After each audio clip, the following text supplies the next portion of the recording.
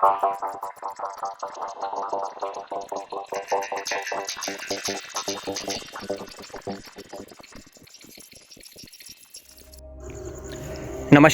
मैं कुमार, आप देख रहे हैं स्टार मिथिला।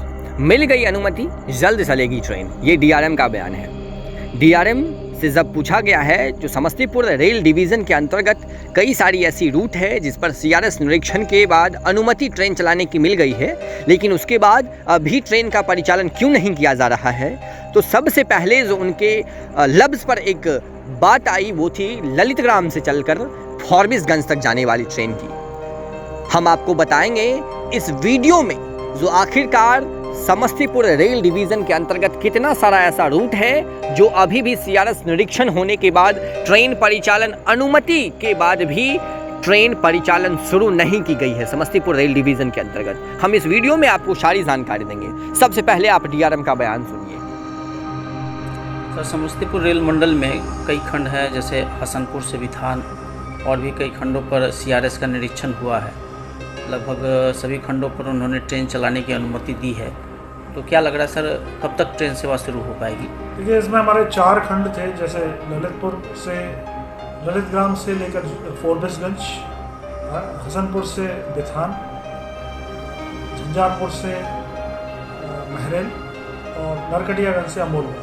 ये 4 सेक्शंस ऐसे हैं जहाँ पर अभी हमें ट्रेन चलाना बाकी था। अभी कल ही हमें इस नए खंड में जो ललितग्राम से लेकर जो फॉरबिसगंज तक है, इसमें ट्रेन चलाने की अनुमति मिल गई है। शीघ्र ही हम इसमें उम्मीद कर रहे हैं कि इसमें ट्रेन चला देंगे, क्योंकि उसके संसाधन हम जुटा रहे हैं। इसके अलावा अन्य 3 खंडों में भी हमने अपना प्रस्ताव रेल बोर्ड को भेजा हुआ है, जिसकी विवेचना की जा रही है और हमें उम्मीद है इसके लिए भी शीघ्र ही अनुमति दे दी जाएगी। तो ये डीआरएम साहब का बयान था। डीआरएम साहब कह रहे हैं जो अनुमति 2 दिन पहले ही मिली है, हम बहुत जल्द इस रूट पर ट्रेन की परिचालन शुरू करेंगे। जानकारी के लिए हम आपको बता दें, जोगबनी से दानापुर के लिए एक इंटरसिटी की घोषणा की गई है। एक जोड़ी इंटरसिटी एक्सप्रेस ट्रेन जो जोगबनी से खुलकर दानापुर तक जाएगी झंझारपुर के रास्ते, और दानापुर से एक ट्रेन खुलकर झंझारपुर के रास्ते जोगबनी तक जाएगी। उसी ट्रेन को फिर सहरसा पहुंचना है, जिसकी समय सारणी हमारी वेबसाइट www.starmithilanews.in पर उपलब्ध है, आप वहां पढ़ सकते हैं।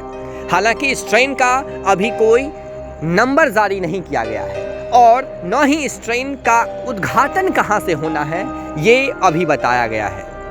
प्राप्त जानकारी के अनुसार अगले आने वाले 1 से 5 तारीख के बीच में इस ट्रेन का उद्घाटन कर दिया जाएगा और जोगबनी से दानापुर के बीच ट्रेन की परिचालन शुरू कर दी जाएगी। साथ ही साथ 2 डेमू स्पेशल पैसेंजर ट्रेन और है, जिसका भी परिचालन फॉरबिसगंज तक कर दिया जाएगा। हालांकि झंझारपुर तक आने वाली डेमू स्पेशल ट्रेन का विस्तार और ललितग्राम तक जाने वाली डेमू स्पेशल ट्रेन का विस्तार फॉरबिसगंज तक होना है। तो कुल मिलाकर के 3 ट्रेनें ऐसी हैं जो फॉरबिसगंज तक जाएगी। लेकिन हमें देखना यह है जो आखिरकार इन तीनों ट्रेनों का परिचालन कब तक इस रूट पर शुरू होती है।